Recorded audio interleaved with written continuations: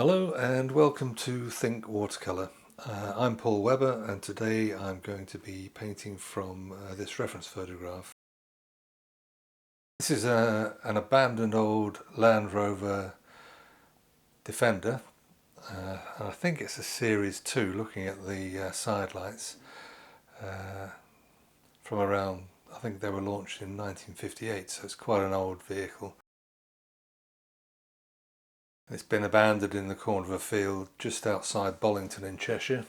I've walked past it many times. I took this photograph thinking at some point I might be able to do something with it. The thing I don't like about it is it's a very, very green photograph. Green fields, green trees, green undergrowth around the Land Rover, and the Land Rover itself is mostly green. So I just thought I'd try something a bit different. Do something a little bit more abstract for a change. So let's get started and see what happens.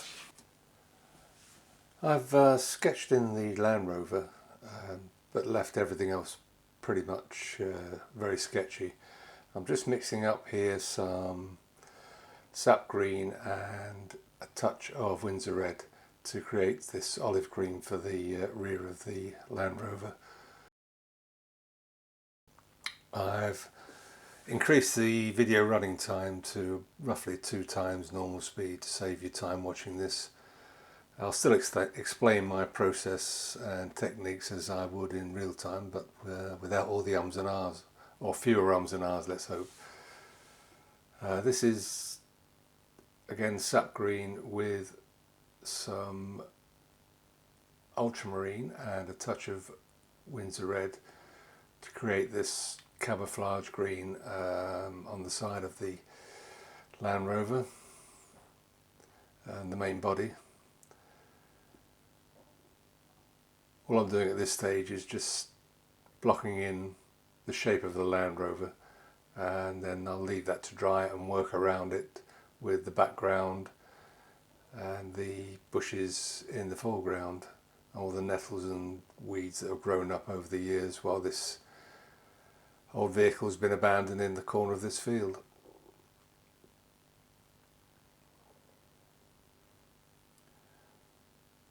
Just a few areas need lightening where the sun's just hitting the bodywork, but not too much detail at this stage.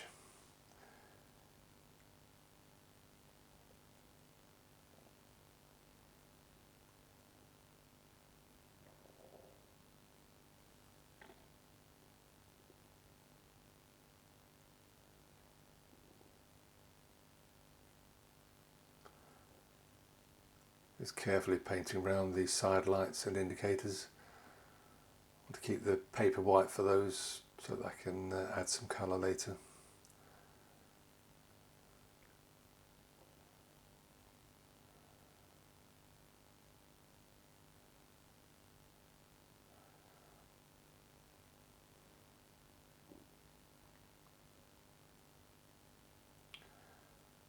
Just a little bit of neutral tint to darken the area where the wheel arches are. Just feathering the paint in a little bit. It's dry now, so I'm just wetting the paper around the Land Rover, and I'm just going to loosely block in a background. I want the background to be sort of have a misty look, so this is lemon yellow and some ultramarine very watered down into wet in wet, so they all blend together and create this loose misty looking background. Just leave them to blend together wet in wet.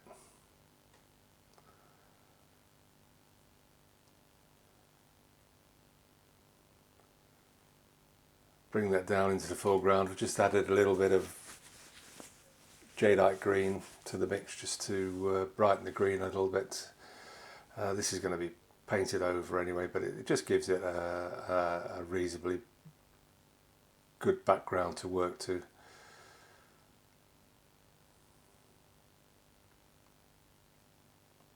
As I said before, this is going to be more impressionist than realistic, apart from the Landrover, which I'll add some more detail once the surrounding area is finished. I've used some ultramarine at the base for the darker areas. Don't be frightened to use different colours for dark areas, especially when you're doing an impressionist style painting. Just letting it all blend wet in wet.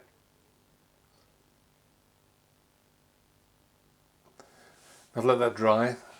Now I'm just putting in some detail on the Landrover. I've put in the rusty part of the subframe. I used burnt umber and Windsor red for that. This is just neutral tint, just for the dark areas where the bonnet's open a little bit and the engine's missing at the back behind this front frame.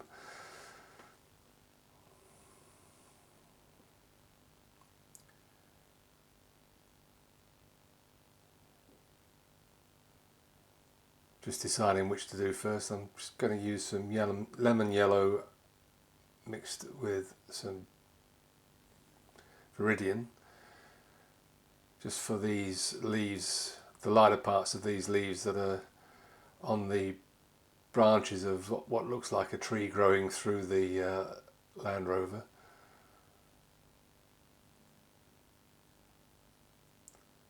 I'll come back and add the shadows a little bit later, once this is dry.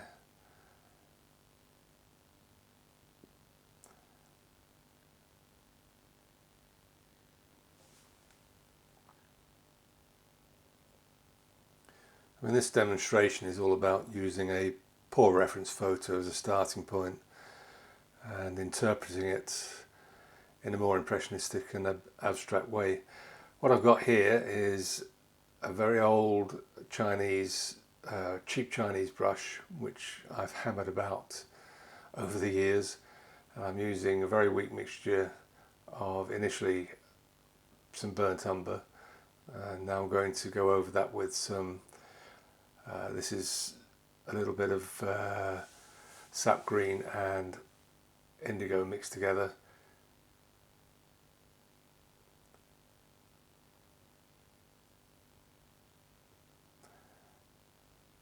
I'm just going to punish this Chinese brush yet again. By dabbing like this, I can retain some of the lights that are there in the background and gradually add more stronger greens. This is Viridian to the mix, to slowly get darker and darker as we come closer to our, as the image comes closer to us. Just dropping in some lemon yellow while it's wet, just so that's wet in wet at the top. That's the lightest part where the weeds are growing through. This is some more sap green added to the same mix, just to darken it and vary the green. Again, hammering this Chinese brush, which is about to fall apart. There's a few hairs coming off, as you can see in my mixing palette. Just added some ultramarine blue to the mix to get it a little bit darker.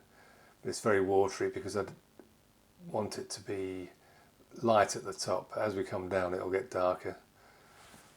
Again, try to retain some of the lights showing through.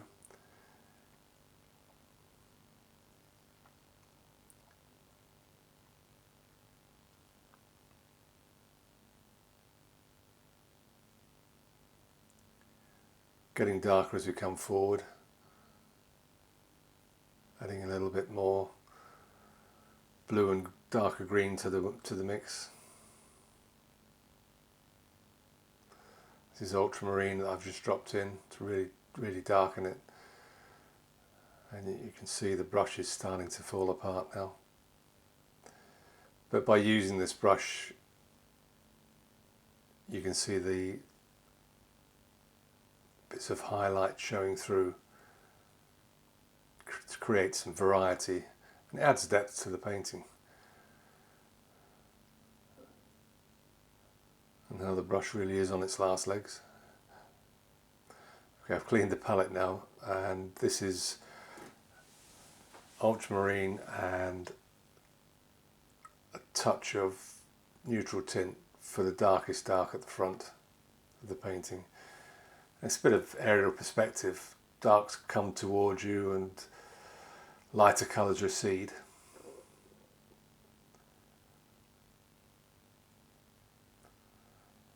As you can see, I'm not being too fussy about trying to paint every leaf, just trying to give the impression of overgrown weeds and plants growing up around this abandoned Land Rover.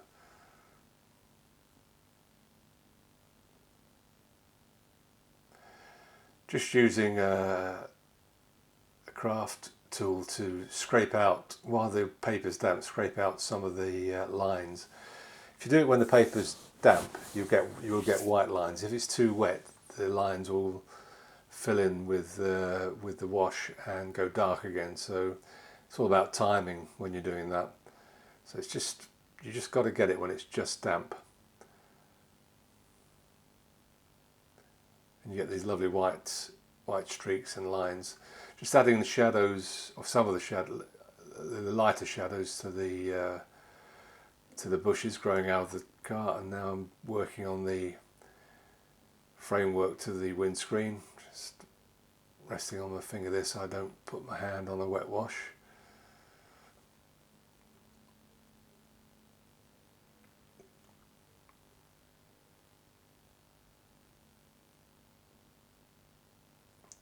Not being too careful, the metalwork's pretty rotten and not very sharp edged, so it doesn't have to be perfect. And as I say, it's just an impression of an abandoned car in a field. Best to keep it loose.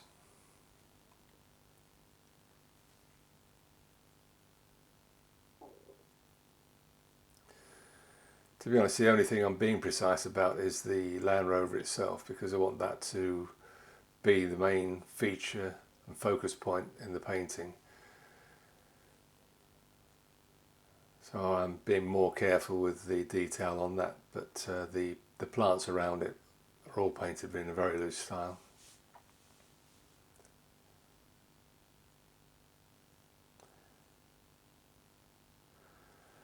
I used a similar technique in my last video, Low Tide at Anstruther, where the only detailed painting was applied to the main subject, which was a boat in the foreground. The rest of the painting, if you look at the video, is very abstract.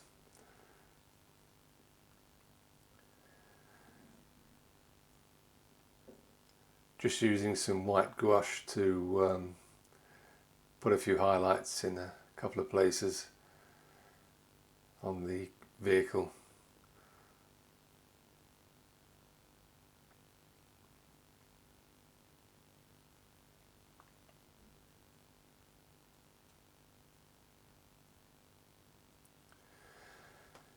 This is pure lemon yellow, just dotting it in a few places. Trick is not to overdo it, just to indicate a few flowers and lighter leaves at the top of the weeds growing up around the Land Rover.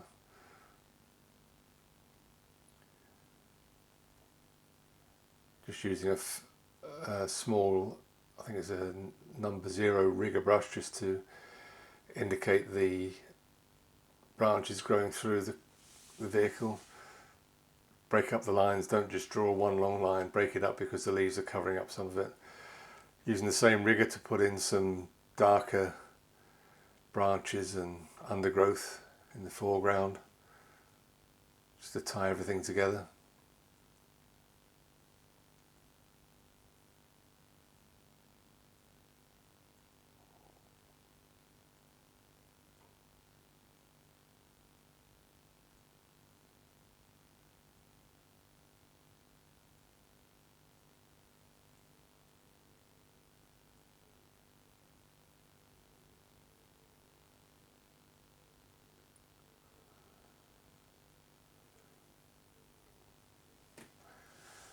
and we're done.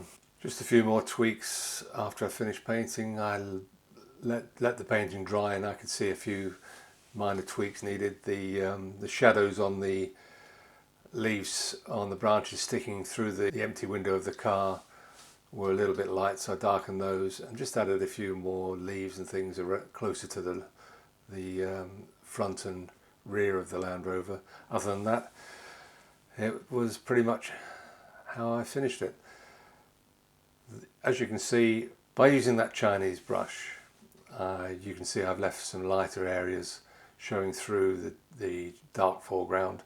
It just adds a bit of variation to the finish, and I'm quite pleased with the end result. I hope you've enjoyed watching it. I hope you learned something from the video. Please subscribe and hit the notification bell for future videos. And if you like this video, please give it a like. It always helps with YouTube. And thanks again for watching.